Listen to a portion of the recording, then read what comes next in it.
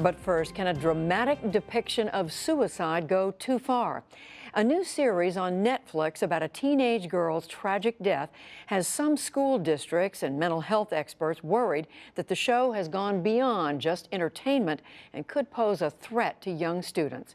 William Brangham explores the controversy. It's part of our weekly series, Making the Grade, and a warning. The story contains graphic content. Some of you cared.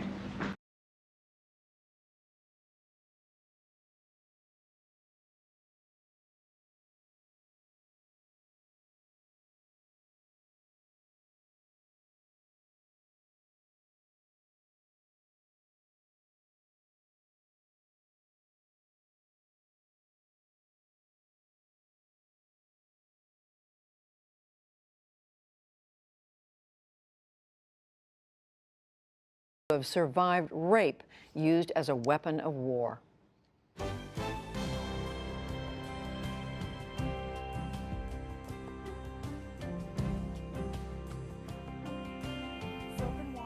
Stay with us. Coming up on the NewsHour, home visits that cut back on the risks and cost of asthma. And from our NewsHour bookshelf, a new perspective on a polarizing president. But first, can a dramatic depiction of suicide go too far? A new series on Netflix about a teenage girl's tragic death has some school districts and mental health experts worried that the show has gone beyond just entertainment and could pose a threat to young students. William Brangham explores the controversy. It's part of our weekly series, Making the Grade, and a warning. The story contains graphic content. Some of you cared. None of you cared enough.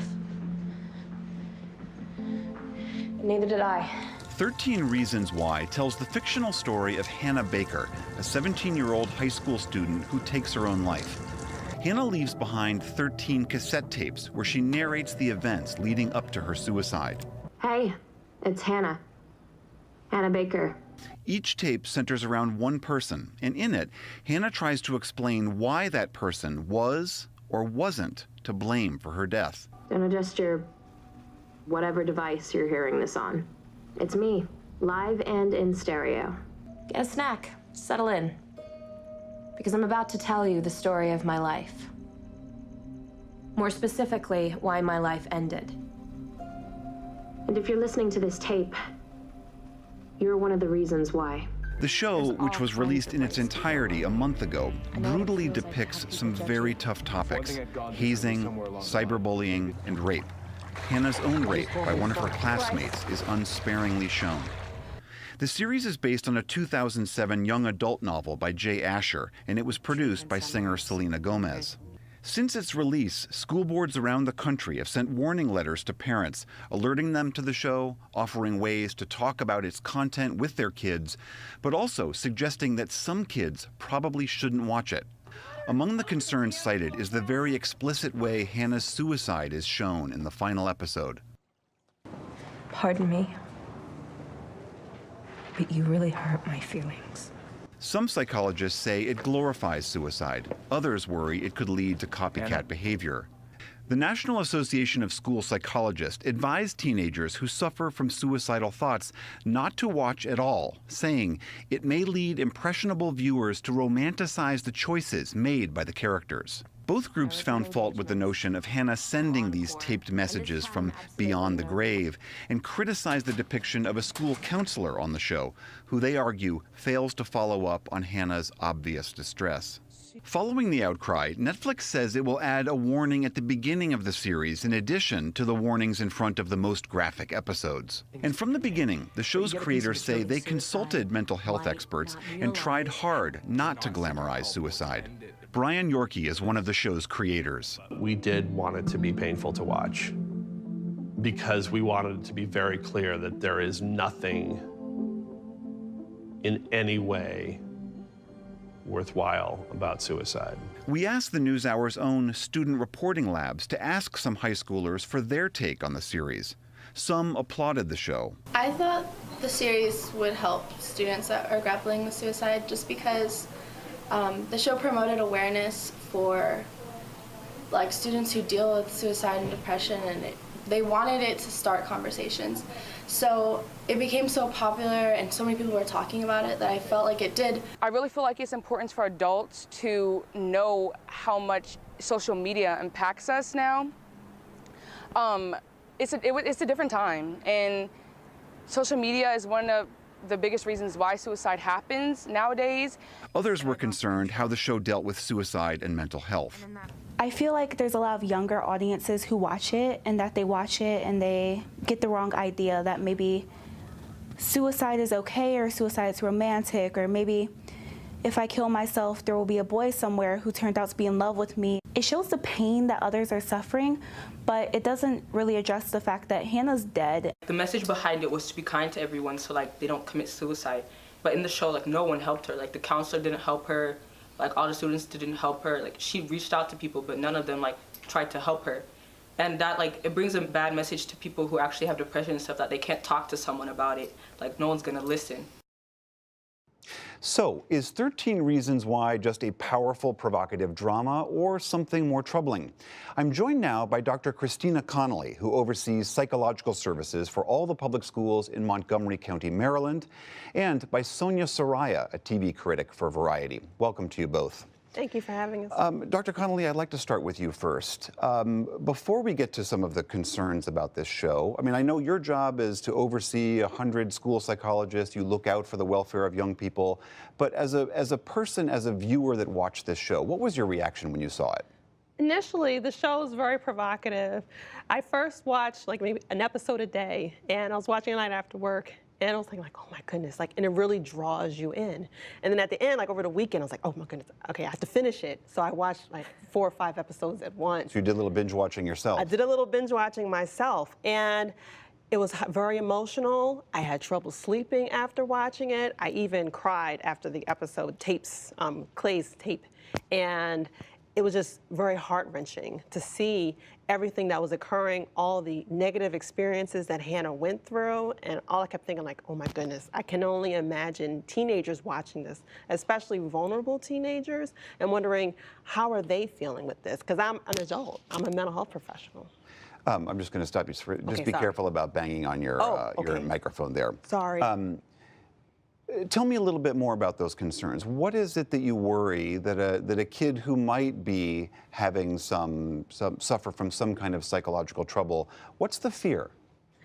The biggest fear is that there will be copycat behavior, that they will watch Hannah's death, watch her die by suicide, because it graphically shows her with the razor cutting her wrist, and see, is this how I can die by suicide? Is this how, kind of like a recipe for how I can die, how a way of coping with what's happened? And that is not, as educators, as mental health professionals, we do not want students and other adolescents following along with what Hannah has done. Does that actually happen? Is there evidence that copycat suicides really do occur? Yes, there is research out there showing that suicide can be contagious, it can be copycat, especially even in schools. Even in the series itself, there is Hannah who dies by suicide. In the last episode, there is another student, Alex, who was involved in the tapes, and then he attempts suicide. So absolutely, this can happen in schools. Sonia Soraya, I'd like to turn to you. But again, before we get to the concerns that have been raised about the series, as a TV critic, as someone who analyzes this as a piece of art, what was your reaction to the series? You know, I found it extremely compelling. I think that Christina's experience of watching it was one that I felt too. I wasn't expecting to be so taken in by a show that was aimed at teenagers, and I really ended up binging it in the same way. And part of it is because, you know, more than being about teenagers and being about their feelings, the show's constructed really brilliantly. Brian Yorkie, who adapted the show from Jay Asher's novel, it's adapted so well as a TV series, with each tape being an episode.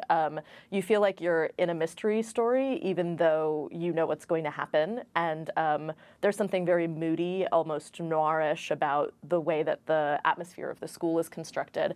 That's a very compelling atmosphere, and it was really easy to sink into it and to watch this whole story with these characters who were really going through a lot. Sonia, how would you respond to that concern, though, that it in some ways could be seen as a guidebook, a textbook that a young woman goes through some very troubling things. This is not to discount the things that happened to her in the series. It's really awful things that she experiences.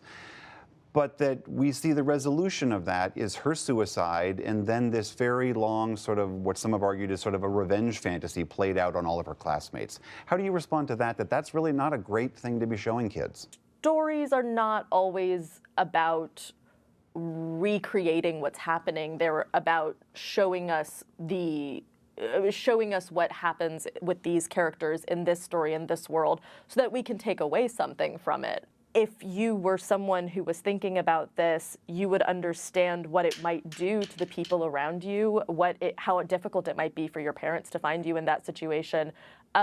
And you might also feel that if someone else had gone through this experience, that you were not so alone in your experience of it, especially because one of the main takeaways of 13 Reasons Why, I think, is that you know Hannah's going to do this, but you also see how much of a mistake it is as you see the entire texture of her life and how many people love her and care about her, even though they weren't able to express it in the right ways throughout her life when she needed those crises.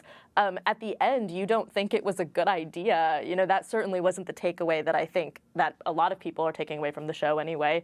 To me, it seems like it was a mistake. She really had a lot to live for.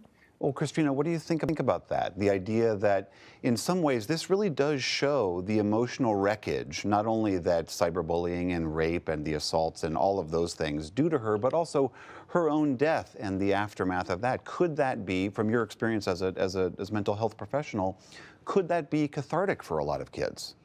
I think that for kids, giving information about what can be part of the high school experience, these negative experiences that can occur, these do happen in real life. And as educators, we have to be aware of that. We have to help to promote to our parents that these things are happening. Our goal is to make sure that our parents and our teachers and other staff members in schools know that the show is happening. Kids are watching it. They're in lunchroom talking about it on the bus. What can we do to help them? And as they talked about, one of the big things with the counselor, and parents were not shown, or teachers were not shown in a way as a helper. We want people to know that that's not the case. And in school, we want students to know that they should have a trusted adult in their life that they can go to when things are going wrong, and that educators and their parents are people that they can go to when these things happen. Unlike Hannah, who went to this counselor, the majority of mental health professionals are not like that, and we just want people to understand that. Could the series still have retained its power and changed it a little bit that would make it more, that you'd be more comfortable with its depiction of all of this? They go through and they talk about these horrible things that have happened. And then in the end, they show Hannah's death by suicide. But they don't show where can you go to get help. What are things that adolescents can do when these things are happening? They show the substance use, binge drinking, drinking and driving, the rape, the stalking, all these things, but never does the show go into where can you go, like how do you get help? How does your friend help others? When you see your friend who's going through this, where can they get help? But also that Hannah more than likely has a mental health disorder. Over 90% of individuals who die by suicide have a mental health disorder, and the show does not discuss that at all. And mental health disorders are treatable. And so that if we help to treat the mental health disorder, that helps us to prevent suicide. All right, Dr. Christina Connolly, Sonia Saraiya, thank you both very much. Thank you for having me. Thank you, William.